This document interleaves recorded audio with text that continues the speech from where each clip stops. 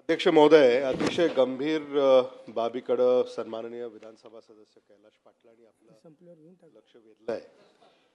नुकतंच सन्माननीय विधानसभा सदस्य सुनील शेळके यांनी स्वतःच्या सुरक्षिततेच्या बाबतीमध्ये या ठिकाणी मुद्दा मांडला आणि धाराशिव जिल्ह्यातल्या शेतकऱ्याच्या सुरक्षिततेच्या बाबतीमध्ये सुद्धा आता सन्माननीय सदस्य कैलाश पाटलांनी या ठिकाणी मुद्दा मांडला.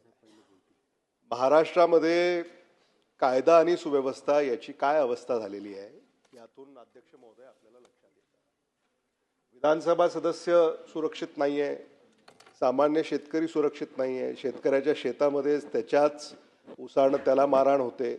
शेतकऱ्याला पोलीस ठाण्यामध्ये डांबून त्याच्या शेतामध्ये गुंड पाठवून काही उद्योजक त्या ठिकाणी आपलं काम करू पाहत आहे.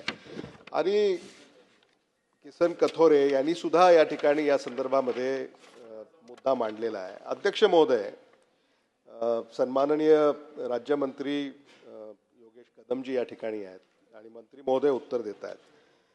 मंत्री महोदय, आपल्याला एक 2-3 प्रश्न आहेत माझे. कैलाश पाटलांनी या संदर्भामध्ये त्या कंपनीचं नाव सभागृहापुढे तुम्ही का नाही ठेवत? अजूनही त्या कंपनीचं नाव आपल्याकडे आलेलं नाही का? कोणतीही कंपनी आहे की धाराशिव जिल्ह्यामध्ये गुंतवणूक करते पवन चक्की या क्षेत्रामध्ये आणि त्याचं नाव आपल्याकडे अजून आलेलं नाही आहे का? सभागृहाच्या समोर हे नाव आपण सादर करत नाही आहात? हा कोणता पोलीस अधिकारी आहे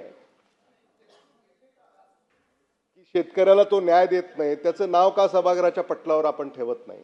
हा कोणता शेतकरी आहे ज्याच्यावर अन्याय होतोय? त्याचं नाव आपण का या सभागृहाच्या पटलावर ठेवत नाही? आणि कैलाश पाटील यांनी सांगितलं की किती काळ आपण ही चौकशी करणार आहात. आणि म्हणून मंत्री महोदय, आपल्याला अध्यक्ष महोदय, आपल्या माध्यमातून मंत्री महोदयांना माझा हा सरळ आणि साधा प्रश्न आहे की त्या कंपनीचं नाव, त्या पोलीस अधिकाऱ्याचं नाव आणि त्या शेतकऱ्याचं नाव आपण या सभागृहापुढं प्रस्तुत करावं अशी माझी विनंती आहे.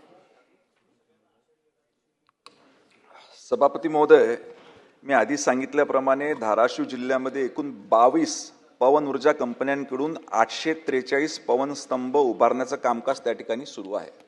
आपण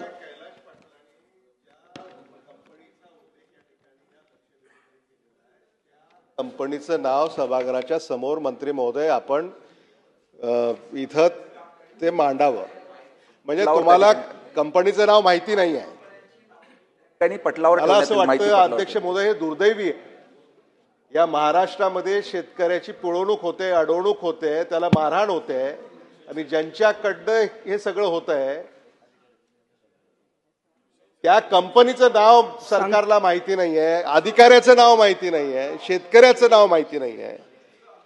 मला असं वाटतं की महाराष्ट्र जर या दिशेनं चालला असेल अध्यक्ष महोदय, तर महाराष्ट्रामध्ये शेतकरी आणि सामान्य माणूस याला कसं जगावं हा प्रश्न पडलाय, ही शोकांतिका आहे. अमित भैया, आम्ही सोबतच होतो. 2014 पासून ह्या राज्यात कसं सरकार चालू आहे आणि 2014च्या आधी कसं चालू होतं हे आपल्या सर्वांना त्या ठिकाणी माहिती आहे. त्याच्यामुळे आता कायदा व सुव्यवस्था कशी आहे याच्यावर प्रश्नचिन्ह उपस्थित करू नये. दुसरा विषय, ज्या अधिकाऱ्याचं ते नाव सांगत आहे,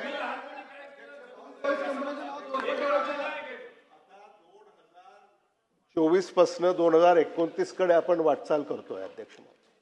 आणि आता 2029 पर्यंत आपल्याला 15 वर्ष पूर्ण होतील. त्यामुळे आता हे जुने राग कशासाठी तुम्ही गाण्याचा प्रयत्न करताय? आता साधा प्रश्न आहे, त्या कंपनीचं नाव काय ते सांगा, त्या अधिकाऱ्याचं नाव काय ते सांगा, त्या शेतकऱ्याचं नाव काय ते सांगा. अध्यक्ष महोदय, अधिकाऱ्यांचं नाव तक्रार सन्मान्य सदस्य महोदयांचे, त्यांनी अधिकाऱ्यांचं नाव आता दिलेलं नाही या सभागृहामध्ये. त्यांनी नाव दिल्यानंतर, कारण अशा पद्धतीची तक्रार आमच्याकडे आलेली नाही, त्याची संपूर्ण चौकशी करण्यात येईल आणि त्या अधिकाऱ्यावर कारवाई करण्यात येईल.